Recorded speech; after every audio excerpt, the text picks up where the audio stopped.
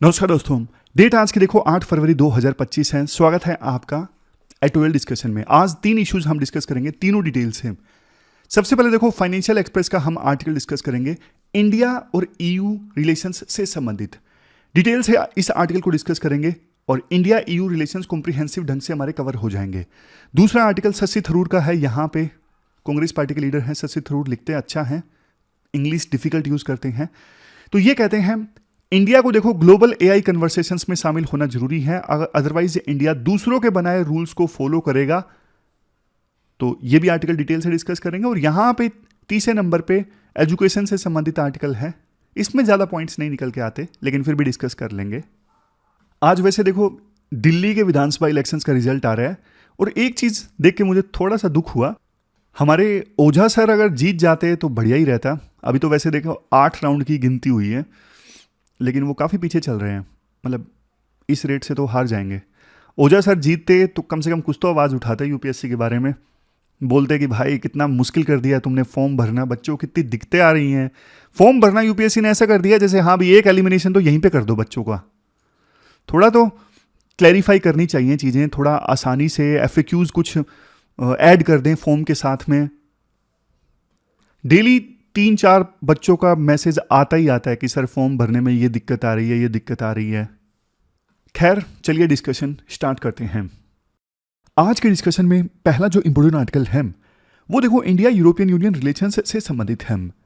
ये देखो financial express का ना एक अच्छा आर्टिकल है, क्योंकि ना इंडिया यूरोपियन यूनियन रिलेशंस थोड़ा कॉम्प्रिहेंसिव ढंग से इस आर्टिकल में कवर हो जाएंगे। आप सिलेबस में जीएस पेपर सेकंड के इस टॉपिक से आर्टिकल को रिलेट कर सकते हो। देखो इस आर्टिकल में थोड़ा हम पॉइंट वाइज फॉर्म में डिस्कस करेंगे, क्योंकि पॉइंट वाइज फॉर्म में हम डिस्कस करेंगे ना तो पॉइंट्स आपको याद रहेंगे और उनको आप आंसर्स में यूज कर सकोगे। अदरवाइज देखो कई बार ना बच्चों को पता नहीं लगता कि पॉइंट्स को कैसे आंसर्स में यूज करना है। तो बैकग्राउंड क्या है इंडिया ईयू रिलेशंस का। देखो यूरोपियन यूनियन सिर्फ एक देश नहीं है, यूरोपियन यूनियन एक जॉइंट फैमिली की तरह है। यूरोपियन यूनियन एक ऑर्गेनाइजेशन है, ग्रुप है, जिसमें ना 27 कंट्रीज आते हैं और दुनिया का सबसे इंपॉर्टेंट सिग्निफिकेंट इकोनॉमिक और पॉलिटिकल एंटिटीज में से एक है यूरोपियन यूनियन। जैसे देखो एक तरफ हमारा सार्क है, साउथ एशियन कंट्रीज का ग्रुप है ना सार्क। अब सार्क के बीच में तो आपस में ट्रेड ना के बराबर होता है, कोऑपरेशन ना के बराबर होता है, लेकिन यूरोपियन यूनियन कि जो मेंबर कंट्रीज है ना उनका आपस में जो इंटर ट्रेड है ना बहुत ज्यादा होता है। एग्जाम्पल दिया जाता है कि बनना है तो यूरोपियन यूनियन की तरह ऑर्गेनाइजेशन बनाओ, इसकी तरह ग्रुप बनाओ जिनकी अपनी कॉमन करेंसी भी है। समझे? 2004 में ना 5वां इंडिया ईयू समिट ऑर्गेनाइज हुआ था और इस समिट में ना इंडिया और यूरोपियन यूनियन स्ट्रेटेजिक पार्टनर्स बन गए थे। अभी तक टोटल देखो 15 इंडिया ईयू समिट्स हो चुके हैं। और ये जो समिट होते हैं ना इंडिया और ईयू के बीच में एक प्लेटफॉर्म होता है जिस पर देखो दोनों मिलकर रिव्यू करते हैं कि रिलेशनशिप में प्रोग्रेस कैसे चल रही है, नए टारगेट्स डिसाइड किए जाते हैं कि ट्रेड को यहां तक ले जाना है। अभी क्या हो रहा है, अभी देखो कंटेक्स्ट ये है, यूरोपियन कमीशन की जो प्रेसिडेंट है ना उर्सुला वॉन डेर लियन, ये जो आप तस्वीर देख रहे हो ये यूरोपियन कमीशन की प्रेसिडेंट बनने के बाद में ना अपनी पहली ऑफशोर विजिट पे यानी दूसरे देशों की विजिट पे इंडिया में आ रही है। मतलब इंडिया को इन्होंने चुना है अपनी फर्स्ट फॉरेन विजिट के लिए। तो ये संकेत है कि यूरोपियन यूनियन के लिए इंडिया कितनी ज्यादा इंपॉर्टेंस रखता है। कॉमन इंटरेस्ट क्या है इंडिया और ईयू के बीच में? दोनों देखो रूल बेस्ड ग्लोबल ऑर्डर में विश्वास करते हैं। रूल बेस्ड ग्लोबल ऑर्डर मतलब इंटरनेशनल कन्वेंशन, इंटरनेशनल लॉज और इंटरनेशनल ऑर्गेनाइजेशंस की सुनी जाए। जैसे चाइना जैसे देश हैं वो इंटरनेशनल रूल्स, इंटरनेशनल ऑर्गेनाइजेशंस की नहीं मानते, लेकिन यूरोपियन यूनियन और इंडिया दोनों रूल बेस्ड ग्लोबल ऑर्डर में विश्वास करते हैं, दोनों मल्टीलेटरलिज्म में विश्वास करते हैं, दोनों चाहते हैं कि ये UN, WTO, Paris climate change agreement, ऐसी जो ऑर्गेनाइजेशंस है ना ये इनका यूज करना चाहिए, इनका बोलबाला होना चाहिए इंटरनेशनल रिलेशंस में पीस और स्टेबिलिटी इस्टेब्लिश करने के लिए। बट आपको पता है यूएसए, चाइना ये तो सुपर पावर बनना चाहते हैं। यूएसए तो है ही सुपर पावर और चाइना यूएस को रिप्लेस करना चाहता है। तो ये लोग मल्टीलेटरलिज्म में विश्वास नहीं करते। जैसे यूएसए तो WHO से बाहर ही आ गया, पेरिस क्लाइमेट चेंज एग्रीमेंट से बाहर आ गया यूएस ट्रंप के राष्ट्रपति बनने के बाद में। इसके बाद next point, EU and India दोनों देखो डेमोक्रेटिक कंट्रीज हैं, दोनों डेमोक्रेटिक कंट्रीज हैं। और साउथ एशिया में तो इंडिया एकमात्र ऐसा देश है जहां पे वेस्टर्न स्टाइल की डेमोक्रेसी है। बाकी कोई भी देश आप देख लीजिए, नाम नाम की डेमोक्रेसी आपको मिलेगी इंडिया के आस पड़ोस में। अब नेक्स्ट पॉइंट देखिए, इंडिया और ईयू दोनों देखो सस्टेनेबल डेवलपमेंट में विश्वास करते हैं। दोनों का मकसद यही है, जो ग्लोबल चैलेंजेस हैं, climate change, poverty, clean energy, इनको एड्रेस किया जाए। तो India EU clean energy and climate partnership एक अच्छा स्टेप है इसी डायरेक्शन में। नेक्स्ट ट्रेड की बात करते हैं। यूरोपियन यूनियन देखो इंडिया का ना लार्जेस्ट ट्रेडिंग पार्टनर है। यूएसए के बाद में सबसे ज्यादा जो एक्सपोर्ट इंडिया की तरफ से होता है ना, वो ईयू को होता है। पहले नंबर पे सबसे ज्यादा एक्सपोर्ट किसको? यूएसए को। दूसरे नंबर पे यूरोपियन यूनियन को। आज यूरोपियन यूनियन और इंडिया के बीच में टोटल ट्रेड कितना है? 124 बिलियन यूरोज। ये सिर्फ गुड्स के ट्रेड की हमने बात की, सर्विसेज की बात नहीं करी। और इसके बाद ये तो बता ही दिया। एफडीआई जो है यूरोपियन यूनियन से इंडिया में 2022 में थी 108.3 बिलियन यूरो। अच्छी है ना? लेकिन देखो, अगर आपको 108.3 बिलियन यूरो का आंकड़ा अच्छा लग रहा है कि इतनी एफडीआई यूरोपियन यूनियन की इंडिया के अंदर है, तो फिर आप ये देखिए, यूरोपियन यूनियन की चाइना के अंदर इन्वेस्टमेंट कितनी है? 247.5 बिलियन यूरो। ब्राजील के अंदर कितनी? 293.4 बिलियन यूरो। तो इन दोनों से अगर कंपेयर करें तो यूरोपियन यूनियन की इंडिया में इन्वेस्टमेंट सिग्निफिकेंटली कम है। आज 6000 यूरोपियन कंपनीज जो हैं वो इंडिया में ऑपरेट कर रही हैं, जिससे 1.7 मिलियन यानी 17 लाख डायरेक्ट जॉब्स जनरेट हो रही हैं और 5 मिलियन यानी 50 लाख इनडायरेक्ट जॉब्स जनरेट हो रही हैं। तो ये तो हमने सिमिलरिटी की बात की। अब डिफरेंसेस की बात करते हैं। इंडिया यूरोपियन यूनियन रिलेशंस में डिफरेंसेस कहां पे हैं? देखो, सबसे पहला डिफरेंस, जियोपॉलिटिकल प्रायोरिटीज। अभी जैसे यूक्रेन और रशिया के बीच में वार था, इंडिया ने देखो अपने नेशनल इंटरेस्ट को परस्यू किया इंडिपेंडेंटली और रशिया को क्रिटिसाइज नहीं किया था इस रशिया यूक्रेन वार के लिए। जबकि यूरोपियन यूनियन, आपको पता है, यूरोपियन यूनियन ने रशिया को अपोज किया था, यूक्रेन का साथ दिया था। European Union as a collective entity बहुत ज्यादा ना नाटो और यूएसए के ऊपर रिलाय करता है अपनी सिक्योरिटी के लिए, लेकिन इंडिया अपना जो पाथ है वो खुद चूज करता है। इंडिया किसी मिलिट्री ग्रुप में शामिल नहीं होना चाहता। यहां पे देख लो, सिक्योरिटी अप्रोचेज में ये पॉइंट दिया हुआ है। इंडिया अपनी सिक्योरिटी खुद मैनेज करता है। इंडिया को सिक्योरिटी गारंटी देने वाला कोई एक्सटर्नल कंट्री नहीं है, जबकि यूरोपियन यूनियन अपनी सिक्योरिटी के लिए नाटो पे डिपेंड करता है। यूरोपियन यूनियन का जो रोल है इंडो पैसिफिक सिक्योरिटी में अभी बहुत लिमिटेड है, जबकि देखो इंडो पैसिफिक रीजन में जो कुछ होता है वो इंडिया के लिए इमीडिएट कंसर्न की बात है। और इसी वजह से इंडिया ने क्वाड ग्रुप भी ज्वाइन किया है। समझ गए? इंडिया की प्रायोरिटी है इंडो पैसिफिक रीजन, जबकि यूरोपियन यूनियन की प्रायोरिटी इंडो पैसिफिक रीजन नहीं है, अटलांटिक है। ट्रांस अटलांटिक रीजन जो है वो यूरोपियन यूनियन की प्रायोरिटी है। फिर है UNSC reforms, United Nations security council में रिफॉर्म्स।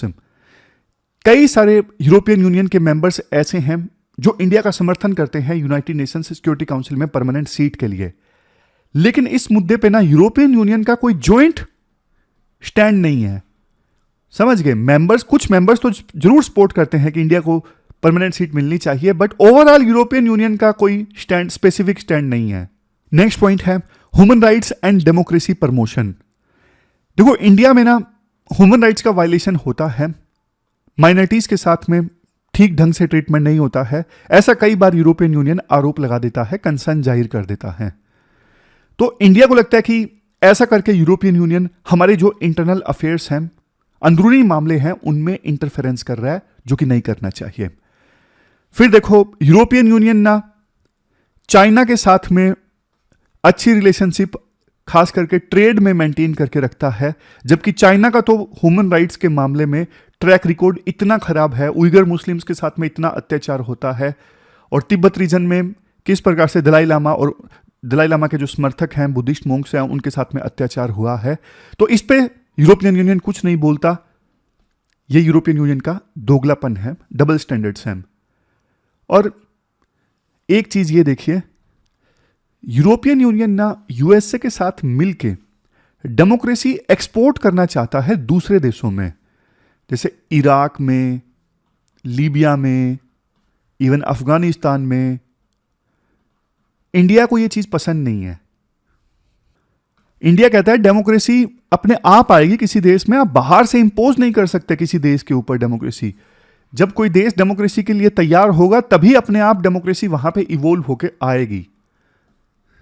डेमोक्रेसी की एक जर्नी होती है, जैसे इंडिया में इतने सालों तक आजादी के लिए संघर्ष चला, उसके बाद हमने खुद से डेमोक्रेसी अपनाई।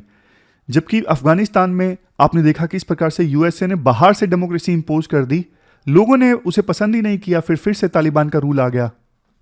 समझे? तो की एरियाज जहां पे इंडिया और यूरोपियन यूनियन के बीच में कोऑपरेशन हो सकता है, सबसे पहले trade and investment. European Union देखो इंडिया का टॉप ट्रेडिंग पार्टनर है, यूएस और चाइना के बाद में। ट्रेड जो है, जैसे पहले भी मैंने आपको बताया, 124 बिलियन यूरोज पहुंच चुका है 2023 में, और सर्विसेज में जो ट्रेड है वो 50.8 बिलियन यूरो है। अब देखो, इंडिया का ये कहना है कि हमने जो टैरिफ बैरियर है ना काफी कम कर दिए हैं। यूरोपियन यूनियन अब इंडिया में माल भेजते हैं, यूरोपियन यूनियन के कंट्रीज, तो अब उनके माल पर इंडिया में काफी कम टैक्स लगता है। हमने टैरिफ काफी रिमूव कर दिए हैं। बट यूरोपियन यूनियन का कहना है अभी भी देखो नॉन टैरिफ बैरियर फेस किए जाते हैं यूरोपियन यूनियन की कंपनीज के द्वारा जब वो इंडिया में माल एक्सपोर्ट करते हैं, भेजते हैं। नॉन टैरिफ बैरियर जैसे कि देखो, सर्टिफिकेशन लेना है, सर्टिफिकेशन लेना कंपलसरी है किसी कंपनी को इंडिया में माल भेजने से पहले। अब वो सर्टिफिकेशन मिलता नहीं है आसानी से, तो ये नॉन टैरिफ बैरियर है। जैसे कोटा लगा दिया कि इतना ही माल इंपोर्ट किया जा सकता है, इससे ज्यादा नहीं, तो ये नॉन टैरिफ बैरियर है। तो ये अभी भी है इंडिया में एक्सपोर्ट करने के लिए, यूरोपियन यूनियन का कहना है।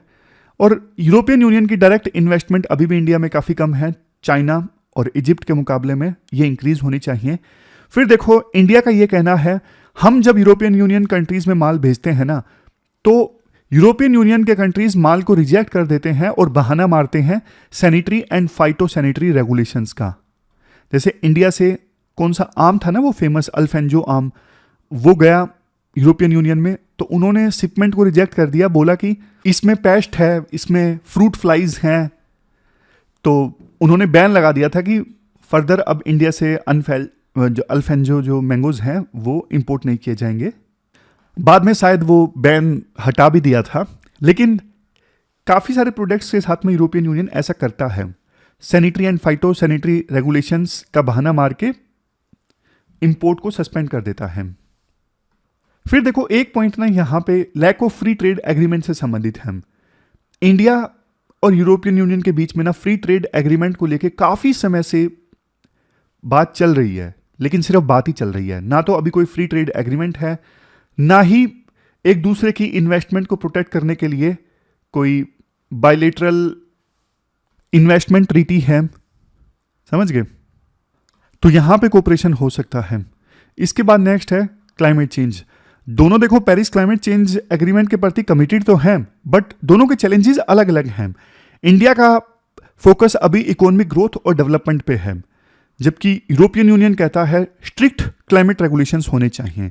ये देखो वही बात है, यूरोपियन यूनियन कंट्रीज पास्ट में बहुत एमिशन कर चुकी हैं, वो अब डेवलप हो चुकी हैं, डेवलप हो गई तो अब उनका फोकस है कि क्लाइमेट चेंज एड्रेस होना चाहिए। इंडिया की बारी अभी आई है डेवलपमेंट की, इंडिया ने पास्ट में ज़्यादा एमिशन किए नहीं है, तो यहाँ पे प्रायोरिटीज अलग अलग हैं। वैसे देखो, इंडिया और यूरोपियन यूनियन के बीच में सिविल न्यूक्लियर कोऑपरेशन एग्रीमेंट है। इस एग्रीमेंट के तहत काफ़ी पोटेंशियल है, यूरोपियन यूनियन की जो कंपनीज हैं वो इंडिया में न्यूक्लियर एनर्जी में इन्वेस्ट कर सकती हैं। फिर है टेक्नोलॉजी एंड R&D। देखो, आप यूं मान के चलिए, यूरोपियन यूनियन एक इन्वेस्टर की तरह है और इंडिया एक स्टार्टअप की तरह है। इंडिया में स्टार्टअप इकोसिस्टम काफ़ी इमर्ज हो रहा है, बहुत एम्बिशियस स्टार्टअप्स हैं इंडिया में, यंग टैलेंट है, वर्कफोर्स है, जबकि यूरोपियन यूनियन के पास में पैसा है, इन्वेस्टमेंट है, तो कॉम्प्लीमेंट्रीज हैं। इंडिया के पास में strong scientific and technological base है और यूरोपियन यूनियन के पास में फंडिंग है। तो इन सब क्षेत्रों में काफ़ी कोऑपरेशन का स्कोप है, बायोटेक्नोलॉजी, नैनो टेक्नोलॉजी, एआई, ये सब। यूरोपियन यूनियन इंडिया में R&D सपोर्ट कर सकता है स्कॉलरशिप के थ्रू, रिसर्च ग्रांट के थ्रू, और फ्लेक्सिबल वीज़ा रेजिम दे सकता है साइंटिस्ट को, ताकि साइंटिस्ट यूरोपियन यूनियन में जाके सीख सकें। फिर नेक्स्ट है सोशल डेवलपमेंट कॉरपोरेशन।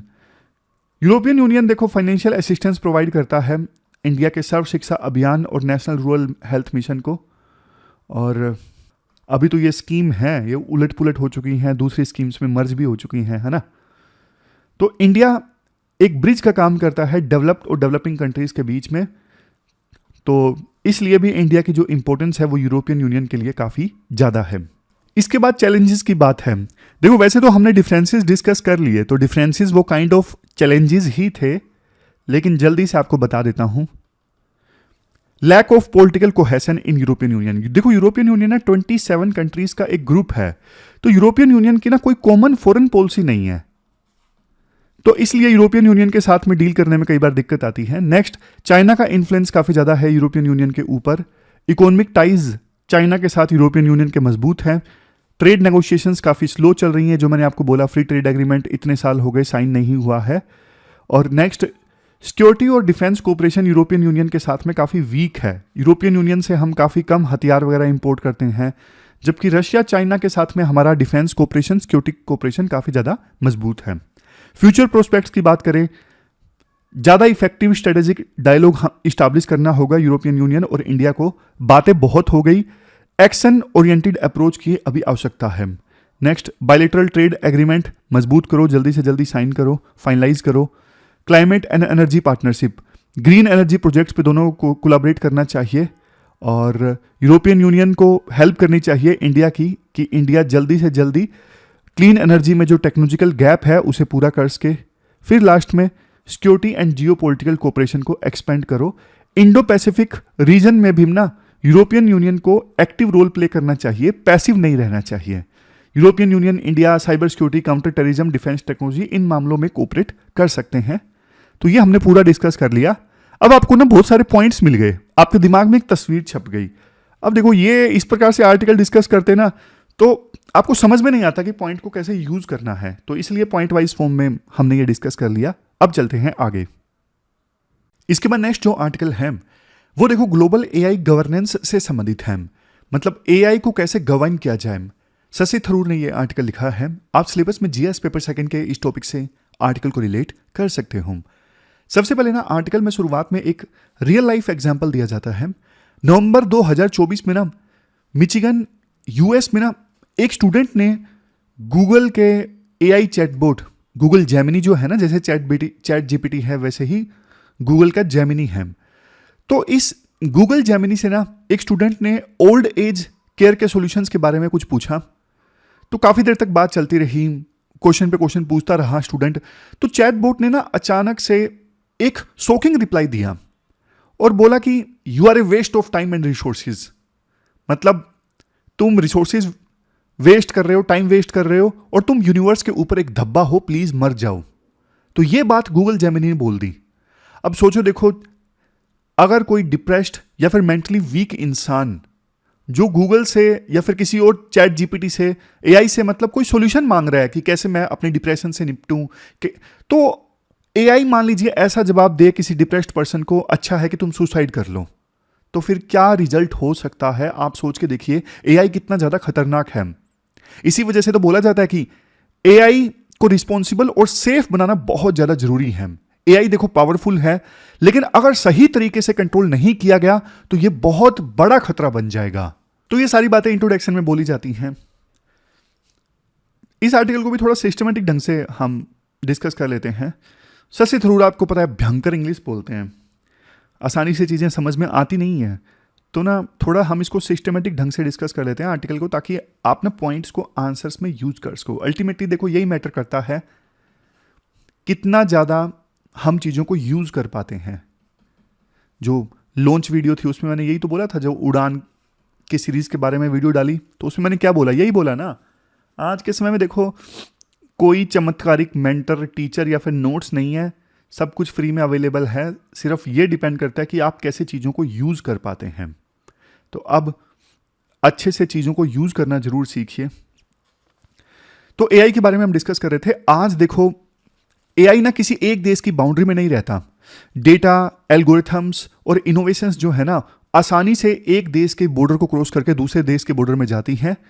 और इसी वजह से एआई गवर्नेंस और सेफ्टी ये सिर्फ और सिर्फ इंटरनेशनल कोऑपरेशन से ही संभव है। किसी एक देश के बस की बात नहीं है एआई को गवर्न करना, एआई से सेफ्टी इंश्योर करना किसी एक देश के बस की बात नहीं है। तो सभी देशों को मिलके एक कॉमन फ्रेमवर्क बनाना होगा, और वो जो कॉमन फ्रेमवर्क है वो देखो ये इंश्योर करेगा कि एआई एथिकल हो, एआई से सिक्योरिटी को खतरा ना हो, और वही फ्रेमवर्क ये इंश्योर करेगा कि एआई की अकाउंटेबिलिटी फिक्स हो। समझ गए? तो सभी देशों को मिलके एक फ्रेमवर्क बनाना होगा जो एआई की अकाउंटेबिलिटी फिक्स करेगा। बट देखो, अफसोस की बात जानते हो क्या है? अफसोस की बात यह है, इंडिया ना इस ग्लोबल फ्रेमवर्क का हिस्सा नहीं है। नवंबर 2024 में ना international network of AI safety institute establish किया गया था। क्या इस्टेब्लिश किया गया था? मैं यहां पे हाईलाइट कर देता हूं, international network of AI institute. कई सारे देश काम कर रहे हैं इस नेटवर्क में, बट इंडिया अभी तक इस नेटवर्क का हिस्सा नहीं है। इंडिया ने अपने यहां पे तो national institute of AI safety तक अभी तक इस्टेब्लिश नहीं किया है, तो काफी स्लो चल रहा है इंडिया। और बात देखो ये है, इंडिया को ग्लोबल एआई गवर्नेंस में शामिल क्यों होना चाहिए? देखो, सीधी सी बात है, या तो आप रूल्स बनाने में शामिल रहो।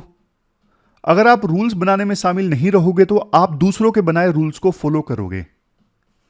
समझ गए? बाकी देश एआई के लिए रूल्स बना रहे हैं, अगर आप रूल बनाने वाली कमेटी में नहीं हो तो इसका मतलब बाकी देश रूल बनाएंगे और आप बाद में आपको फॉलो करना पड़ेगा।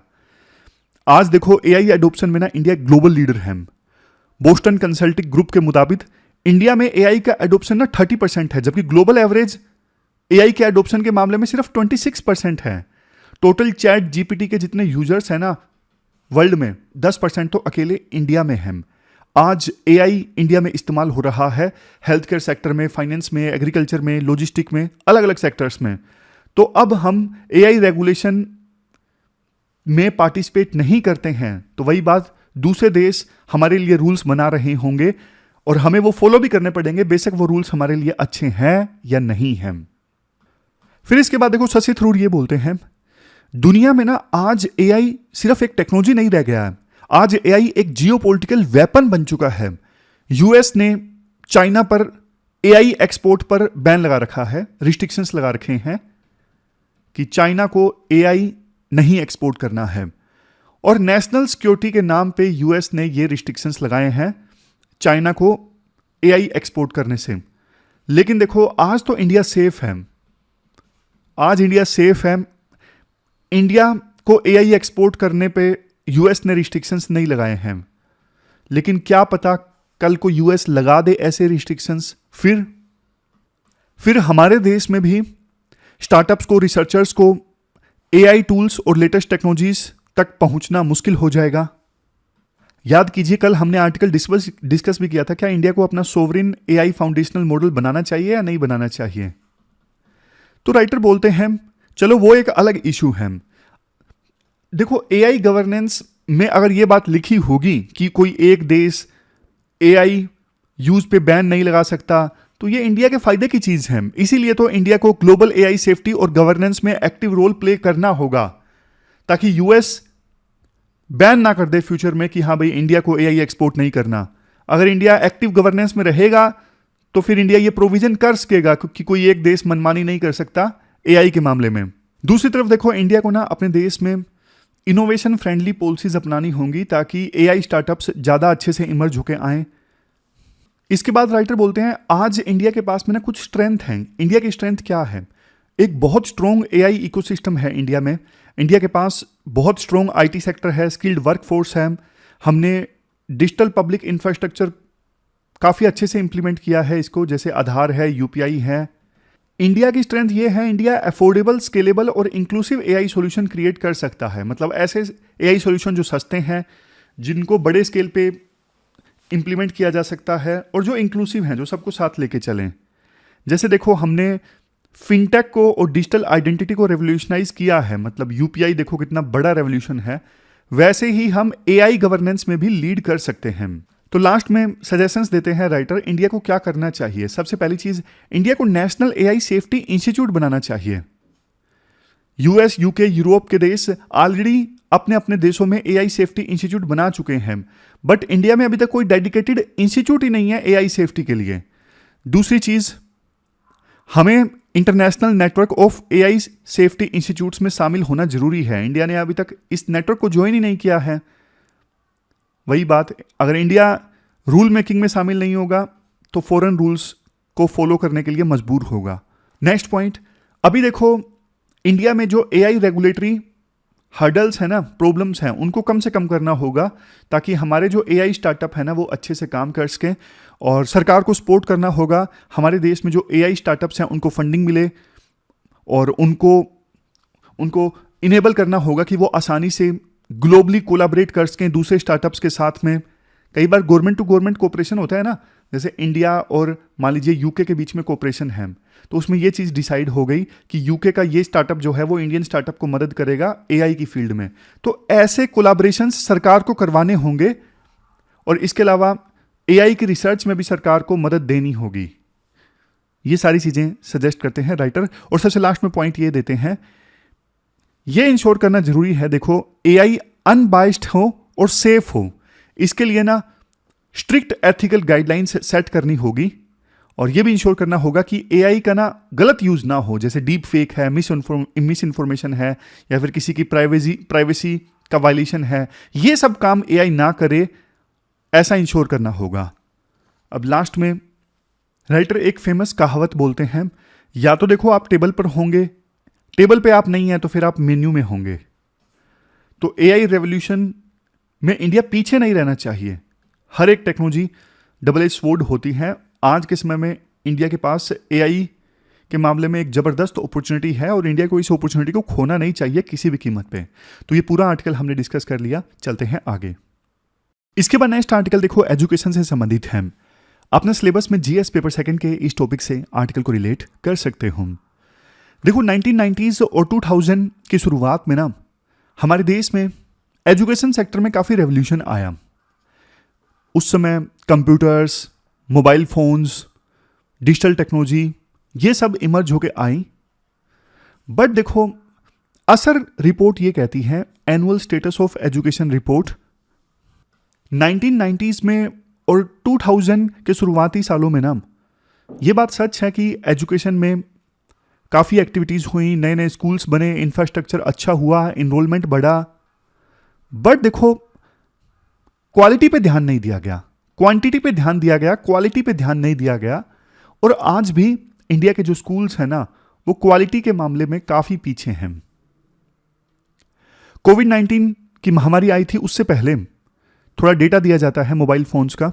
कोविड-19 की महामारी से पहले रूरल इंडिया में बेसिक फोन्स हुआ करते थे, स्मार्टफोन्स काफ़ी कम हुआ करते थे। सिर्फ 36% हाउस होल्ड्स के पास में स्मार्टफोन थे कोविड-19 की महामारी से पहले।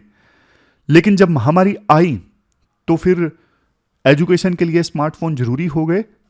तो 2018 के बाद 2022 में जब फिर से सर्वे करवाया गया तो ये निकल के आया कि हमारे देश में 74% रूरल हाउस होल्ड्स के पास में मोबाइल फोन है। और असर की जो रिपोर्ट है 2024 की, ये कहती है कि अब तो रूरल हाउस होल्ड्स की बात करें तो 84% रूरल हाउस होल्ड्स के पास में स्मार्टफोन है। वैसे तो सीधी सीधी बात है कि रूरल हाउस होल्ड के पास में स्मार्टफोन है तो बच्चा अब उसको यूज कर सकता है पढ़ाई के लिए। लेकिन देखो एक कंसर्न राइटर ये बोलते हैं, कितने % मदर्स के पास में स्मार्टफोन है ये क्लियर डेटा नहीं है। ये इंपॉर्टेंट इसलिए है क्योंकि मदर्स को ना चिल्ड्रन की लर्निंग सपोर्ट माना जाता है। मदर्स ही मेन रोल प्ले करती हैं बच्चों की लर्निंग में। कोविड-19 की महामारी में ना बहुत बदलाव आया एजुकेशन में। उस समय देखो स्मार्टफोन्स टेक्स्ट बुक्स का अल्टरनेटिव बन गया। महामारी के दौरान व्हाट्सएप पे जो वर्कशीट है, होमवर्क है, वो शेयर होने लगा। वर्चुअल ट्रेनिंग काफ़ी ज़्यादा कॉमन हो गई। डिजिटल स्किल्स काफ़ी ज़्यादा डेवलप हुई महामारी के दौरान। इवन टीचर्स ने भी डिजिटलाइजेशन को अडोप्ट किया, एजुकेशन को उसमें यूज़ किया। इसके बाद राइटर बोलते हैं फिर आता है सेकंड कंसर्न। हमारे देश में देखो मदर्स की एजुकेशन का लेवल बहुत लो है। 40% मदर्स या तो अनएजुकेटेड हैं या फिर सिर्फ 5वीं क्लास तक पढ़ी हुई हैं, और 40% मदर्स ऐसी हैं जिन्होंने देखो 6th से लेके 10th क्लास तक की शिक्षा प्राप्त की है, और बाकी ने देखो मतलब बाकी बची हुई जो 20% है उन्होंने 10th क्लास या फिर उससे ज़्यादा की पढ़ाई की है। फिर से राइटर बोलते हैं चूंकि देखो मदर्स मेन रोल प्ले करती हैं एजुकेशन में, तो मदर्स का एजुकेशन लेवल कम है तो ये भी बच्चों की लर्निंग को इंपैक्ट करता है। इसके बाद राइटर एक इंपॉर्टेंट पॉइंट देते हैं, पिछले 30 सालों में देखो एजुकेशन के क्षेत्र में ना काफ़ी रेवोल्यूशन आए। कंप्यूटर रेवोल्यूशन आया, फिर इंटरनेट रेवोल्यूशन आया, फिर इसके बाद मोबाइल रेवोल्यूशन आया, फिर चौथे नंबर पे अब एआई रेवोल्यूशन आ गया है। बट राइटर सबसे मेन कंसर्निंग बात ये बोलते हैं, जब तक देखो पुरानी टेक्नोलॉजी अफोर्डेबल होती है ना, जैसे जब तक इंटरनेट सस्ता हुआ मोबाइल फोन आ गए, जब तक मोबाइल रेवोल्यूशन वाली टेक्नोलॉजी को बच्चे अच्छे से यूज कर पाते एआई आ गया। कहने का मतलब यह है जब तक टेक्नोलॉजी अफोर्डेबल हो पाती है, नई टेक्नोलॉजी आ जाती है तो गरीब लोग ना बेनिफिट नहीं हासिल कर पाते उस टेक्नोलॉजी से, क्योंकि वो पुरानी हो जाती है। मीनवाइल नई टेक्नोलॉजी आ जाती है तो उनके लिए वो अफोर्डेबल नहीं थी, मीनवाइल एक और नई टेक्नोलॉजी आ गई। समझ गए, ये दिक्कत आ जाती है। तो इन सब बातों को देखते हुए ना राइटर ये बोलते हैं देखो इंडिया को ना एक प्रॉपर रोड मैप डेवलप करना होगा कि नई जो टेक्नोलॉजीज आ रही है ना, जैसे एआई अब नया आया है, अब ऐसा ना हो कि एआई को गरीब परिवारों के बच्चे यूज कर पाए उससे पहले एआई पुराना हो जाए। आज के समय में एआई महंगा है, लेकिन इससे पहले कि अफोर्डेबल हो एआई, मीनवाइल कोई नई टेक्नोलॉजी आ गई, फिर गरीब परिवारों के जो बच्चे हैं फिर से वंचित रह जाएंगे। तो सरकार को ना एक रोड मैप तैयार करना होगा कि टेक्नोलॉजी का जो डिस्ट्रीब्यूशन है ना वो इक्विटेबल हो, सबको लाभ मिले, गरीब लोगों को बेनिफिट मिले, और क्वालिटी जो एजुकेशन है ना वो सबके लिए एक्सेसिबल हो। तो ये सरकार को इंश्योर करना होगा, इसके लिए रोड मैप तैयार करना होगा। तो ये पूरा आर्टिकल हमने डिस्कस किया। अब लास्ट में देख लेते हैं हमने क्या क्या डिस्कस किया। हमने देखो इंडिया ईयू रिलेशंस वाला जो आर्टिकल था वो डिस्कस किया, हमने डिटेल से चीज़ों को डिस्कस किया। सिमिलरिटीज़ क्या हैं इंडिया और ईयू के बीच में, जैसे डेमोक्रेसी सिमिलरिटी है, दोनों रूल बेस्ड ऑर्डर चाहते हैं, दोनों सस्टेनेबल डेवलपमेंट चाहते हैं, दोनों क्लाइमेट चेंज को एड्रेस करना चाहते हैं, ट्रेड काफ़ी ज़्यादा है। फिर हमने डिफरेंसेस को डिस्कस किया, चाइना को लेकर डिफरेंस है, डबल स्टैंडर्ड है यूरोपियन यूनियन का, सिक्योरिटी के लिए इंडिया अपने आप पे डिपेंडेंट है, यूरोपियन यूनियन नाटो पे डिपेंडेंट है। क्लाइमेट चेंज को लेकर डिफरेंस हमने डिस्कस किया कि इंडिया की प्रायोरिटी अभी ग्रोथ एंड डेवलपमेंट है, लेकिन यूरोपियन यूनियन की प्रायोरिटी क्लाइमेट चेंज को एड्रेस करना है। तो डिटेल से हमने ये आर्टिकल डिस्कस कर लिया था पॉइंट वाइज फॉर्म में। फिर हमने ये एजुकेशन वाला आर्टिकल डिस्कस किया, 3 पॉइंट्स मेनली हमने इसमें डिस्कस किए। एक तो सबसे मेन जो पॉइंट मुझे ये लगा ना, नई नई टेक्नोलॉजीज आती हैं, जैसे पहले कंप्यूटर आया, इंटरनेट आया, मोबाइल फ़ोन आया और अब एआई आया। राइटर बोलते हैं कि पुरानी टेक्नोलॉजी जब तक अफोर्डेबल होती है ना और रूरल हाउस होल्ड्स उसका यूज़ कर पाए, नई टेक्नोलॉजी आ जाती है तुरंत के तुरंत, ये दिक्कत है। फिर हमने 2 पॉइंट ये डिस्कस किए मदर्स से संबंधित। मदर्स के पास में स्मार्टफोन कितना है वो डेटा क्लियर नहीं है, और मदर्स की जो एजुकेशन का लेवल है ना वो लो है, तो इससे लर्निंग आउटकम प्रभावित होती है। और फिर लास्ट में राइटर बोलते हैं ये सरकार को इंश्योर करना है कि टेक्नोलॉजी का लाभ सबको मिले। फिर ये शशि थरूर वाला आर्टिकल हमने डिस्कस किया था। एक स्टूडेंट ने गूगल जेमिनी से क्वेश्चन पूछा, उसने बोला तुम मर जाओ, तुम यूनिवर्स के ऊपर धब्बा हो, ह्यूमन बीइंग। तो राइटर ये बोलते हैं 2024 में ना international network of AI institute बना था, इंडिया इसका हिस्सा नहीं है। और वैसे इंडिया में एआई एडोप्शन काफ़ी तेज़ी से हो रहा है। इंडिया के पास में स्ट्रेंथ है बहुत सारी चीज़ों में, जैसे हमारे पास में डिजिटल पब्लिक इंफ्रास्ट्रक्चर है, हमारे पास में आईटी सेक्टर काफ़ी ज़्यादा स्ट्रोंग है। तो हमारे स्टार्टअप एआई के दुनिया में काफ़ी आगे निकल सकते हैं। लेकिन इंडिया जब इस नेटवर्क का पार्ट ही नहीं होगा तो फिर इंडिया दूसरों के बनाए रूल्स को फॉलो करेगा। तो फिर कुछ सजेशंस हमने लास्ट में डिस्कस किए थे, जैसे कि इंडिया को अपना नेशनल एआई इंस्टीट्यूट बनाना चाहिए, स्टार्टअप्स के लिए अपॉर्चुनिटीज़ जनरेट करनी चाहिए, इनोवेशन फ्रेंडली पॉलिसीज़ होनी चाहिए, इंटरनेशनल स्टैंडर्ड्स के साथ अलाइन करें। तो ये सब चीज़ें हमने डिस्कस करी। ये क्वेश्चन आपको अटेम्प्ट करना है इंडिया ईयू रिलेशंस से संबंधित। 10 मार्क्स का नहीं, 15 मार्क्स का बड़ा क्वेश्चन है, 15 मार्क्स का एक क्वेश्चन है, 250 वर्ड्स में आपको एड्रेस करना है। तो ये थी हमारी आज की डिस्कशन। कल मिलते हैं फिर से एक नई डिस्कशन के साथ। तब तक आप अच्छे से पढ़िए। Thank you very much for discussion.